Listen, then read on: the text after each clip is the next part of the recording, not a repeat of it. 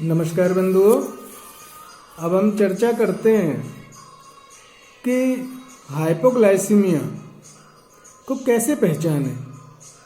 जो लोग डायबिटीज़ से पीड़ित हैं और आपके अड़ोस पड़ोस में या घर में किसी को डायबिटीज़ है या अचानक कोई हाइपोग्लाइसीमिया में चला जाता है, तो इसका सबसे अगर कोई सिंपल इमरजेंसी है मेडिकल फील्ड में मैनेज करने के लिए, वो है हाइपोग्लाइसीमिया। हाइपोग्लाइसीमिया में पेशेंट एकदम शिथिल पड़ जाता है, पसीना आने लगता है, घबराहट होने लगती है और बेहोशी आने लगती है, भ्रमित हो जाता है, कंफ्यूज होकर बेहोशी आने लगती है। तो उस अवस्था में हम कैसे पहचानें? तो एक सिंपल टेस्ट होता है। अगर किसी को हाइपोग्लाइसीमिया है, आप एक ग्लूकोज का शॉट अगर देते हैं, अगर वो बेहोश हो गया है, तो जैसे ही आप ग्लूकोज का 25% ग्लूकोज का 100 ml इंजेक्शन आप लगाएंगे, इंजेक्शन लगाते लगाते मरीज आँख खोल देगा। और ये सबसे ड्रामेटिक इमरजेंसी होती है, जिसमें कि डॉक्टर को भी बड़ी ख्याति मिलती है और पेशेंट की जान बच जाती है।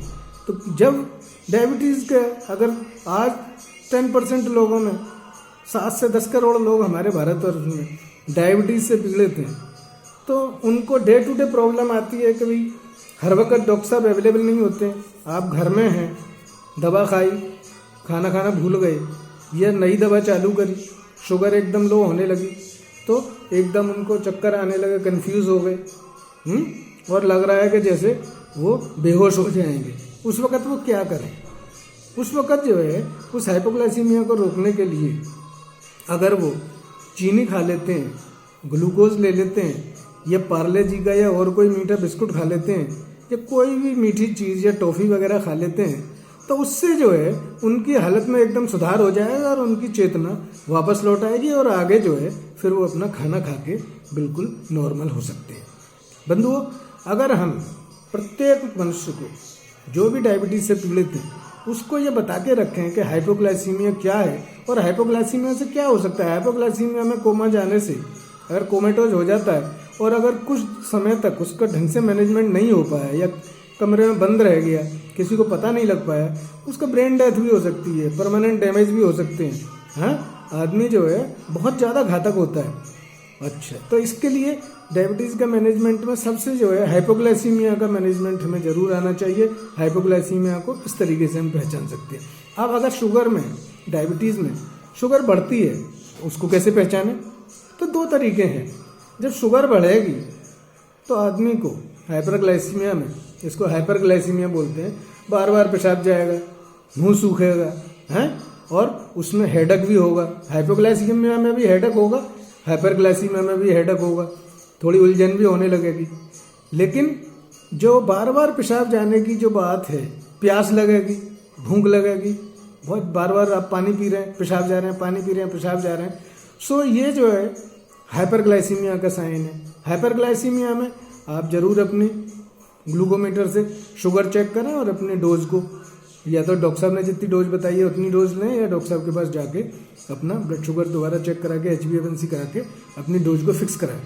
बंधु, डायबिटीज़ के लोगों में ये 2 चीज़ का ज्ञान होना बहुत ज़रूरी होता है। इससे हम जो है बहुत सारे लाइफ थ्रेटनिंग सिचुएशन से, कॉम्प्लिकेशन से बच सकते हैं, क्योंकि हाइपरग्लाइसीमिया में भी व्यक्ति कोमा में चला जाता है। अगर हमारी शुगर 500, 550, 600 तक पहुंच जाती है, हाँ, 300, 350 तक जाते जाते कीटोएसिडोसिस डेवलप हो जाती है, आदमी की सांस फूलने लगती है, कीटोन की स्मेल आने लगती है, पेशाब बार बार जा रहा है, लेकिन एक टाइम ऐसा आ जाएगा कि वो कोमा में चला जाएगा। सो शुगर घटने से तो बहुत जल्दी कोमा में चला जाता है। 60-40, 60 से नीचे शुगर जाएगी, कभी किसी किसी की तो 80 से नीचे ही जाने से आदमी को चक्कर आने लगते हैं। और हाइपोग्लाइसीमिया में भी जो पुराने जो डायबिटिक हैं, जिनकी हाई डोज पे सेट है दवा, तो वो लोग जो है ओल्ड एज में जल्दी भी हाइपोग्लाइसीमिया में चले जाते हैं। ऐसे ही हाइपरग्लाइसीमिया में आदमी 550-600 पे अगर वो कोमा में चला गया, उसका मैनेजमेंट भी बहुत डिफिकल्ट होता है। फिर तुरंत इमरजेंसी में एडमिट करा के और इंसुलिन के द्वारा उसको एक एक्सपर्ट की टीम जो है वो आवरली इंसुलिन दे के मैनेज करती है और उसकी भी जान को बचाया जा सकता है।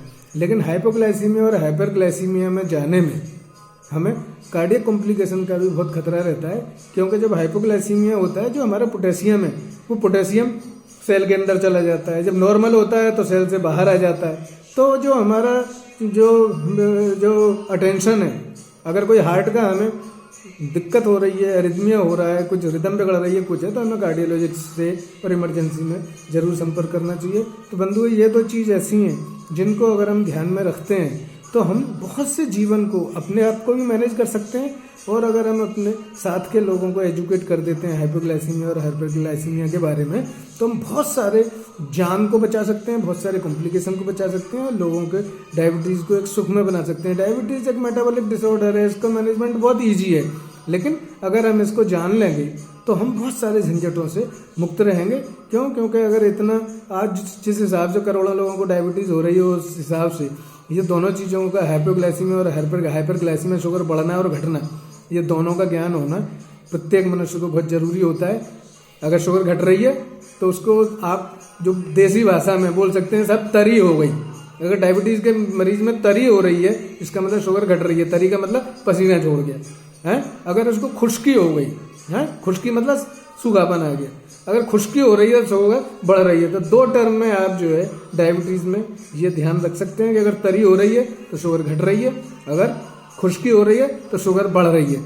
लेकिन बंधुओं, इसके साथ साथ हृदय रोग का भी ध्यान रखना चाहिए। कभी कभी डायबिटीज़ में साइलेंट हार्ट अटैक होता है और चेस्ट में पेन नहीं होता है, हार्ट अटैक प्रेसिपिटेट हो गया और बहुत जोर का पसीना आ रहा है, और हम सोच रहे हैं कि नहीं भाई ये तो जो है शुगर लो हो गई है, इनको ग्लूकोज खिलाओ। तो हम जो गोल्डन आवर होता है हार्ट अटैक का मरीज की जान बचाने का, उस गोल्डन आवर को खो देते हैं। इसलिए हमें इस मामले में बहुत सतर्क रहना चाहिए। डायबिटीज़ वाले को अगर कोई जो हाइपोग्लाइसीमिया के केस को हार्ट अटैक से कैसे हम जो है वो अलग करें, कैसे पहचानें, इसको जो है जरूर आपको एक किसी विशेषज्ञ की राय तुरंत ले लेनी चाहिए।